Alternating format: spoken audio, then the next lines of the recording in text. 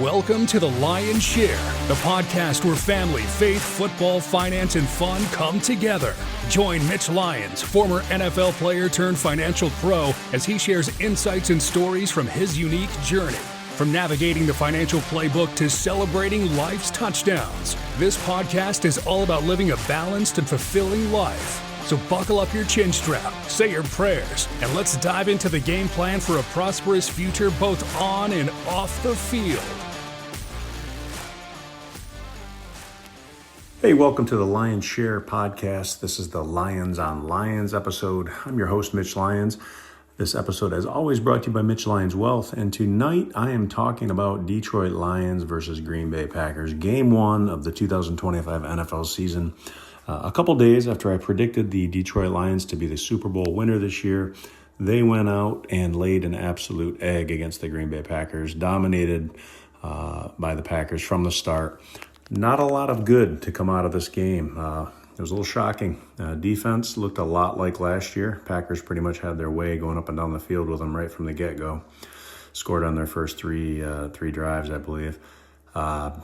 We didn't get any pressure on the quarterback. 2 quarterback hits all day, no sacks. Jordan Love was never under pressure, was never uncomfortable in the pocket, and they pretty much had their way with our secondary. Offensively, it was just ugly. I haven't seen this offense look this bad in quite a while. Jared Goff, while completing almost 80% of his passes, most of those were checkdowns. We did not get the ball pushed down the field at all. And to Green Bay's credit, it was from a lack of open receivers from everything I could see. Goff just had nowhere to go with the ball, so he was forced to check down a lot. Running game was non-existent for the most part. Had a few decent runs, but 46 yards on 22 carries isn't going to win you a lot of games in the NFL. Just kind of a beat down, and I guess the couple bright spots were our kicking game, Bates and Fox, their usual steady selves, but really disappointing.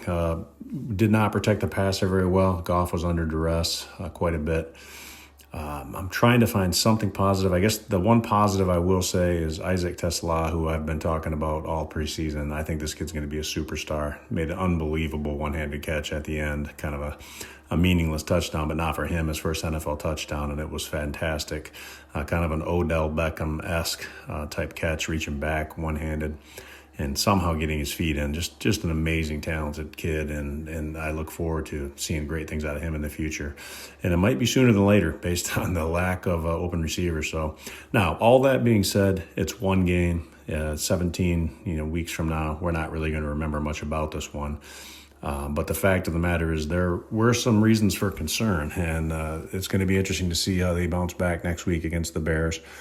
Again, long NFL season, and everybody loves to have a knee-jerk reaction to every game, and there's a lot to be alarmed about and go into panic mode on this game. But it is one game. Starters out there really playing their first game. Obviously, don't play a lot in preseason anymore, but either do the Packers. So that's a little bit concerning. Thought we did a decent job on Micah Parsons. The camera was on him all day, obviously most of the time on the sideline because he wasn't actually playing all that much. But when he did get in there, I thought we handled him pretty well. He got a late sack chasing down Jared Goff, rolling out. But I thought we did okay against him. But generally speaking, our line got manhandled a little bit. Obviously, we didn't run the ball. Just a couple of times where we just got blown back, the pocket got crushed in a hurry, and just Goff, obviously not real nimble and mobile, was forced to make some uncomfortable throws or take sacks. So it's early. The reason for concern, am I panicking throwing in the towel on the Super Bowl? Absolutely not. We've got too much talent, but they definitely need to get things moving and figure out some things, and they will. They'll get back to the drawing board. Frustrating day. It's just one of those games where you could really sense it really early on, especially when Green Bay went right down the field and scored quickly, that it had that feeling that it might be a long day, especially when we couldn't move the chains or do anything on our first 3 plays, 3 and out, and give them the ball right back. Now, having said that, we lost by 2 scores. The pick 6 that was called back due to penalty, a couple questionable penalties. The penalty on Aiden Hutchinson for hitting Jordan Love. I mean, he pushed him. Last time I checked, Jordan Love could have went and made that tackle on the interception. I'm not sure. And then the holding, that which was still would have kept us, made it our ball if that were the only penalty, but they called holding, defensive holding in the secondary.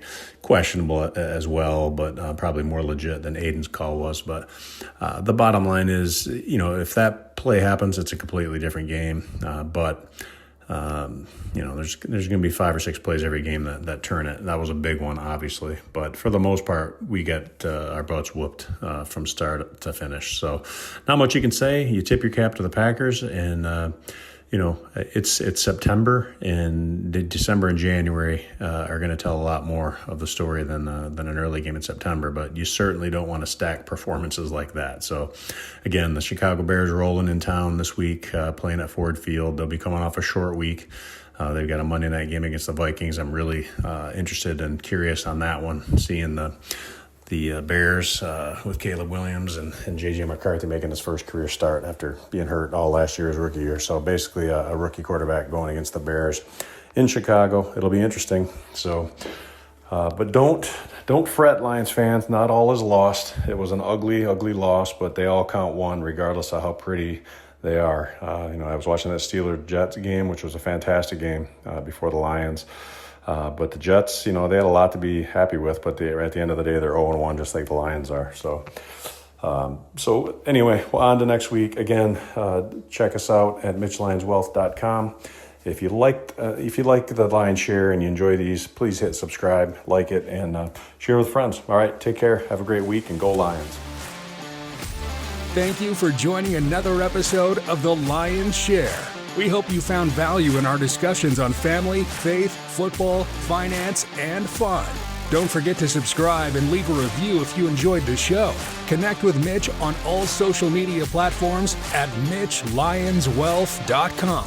Until next time, remember to protect your wealth, cherish your loved ones, and live life to the fullest.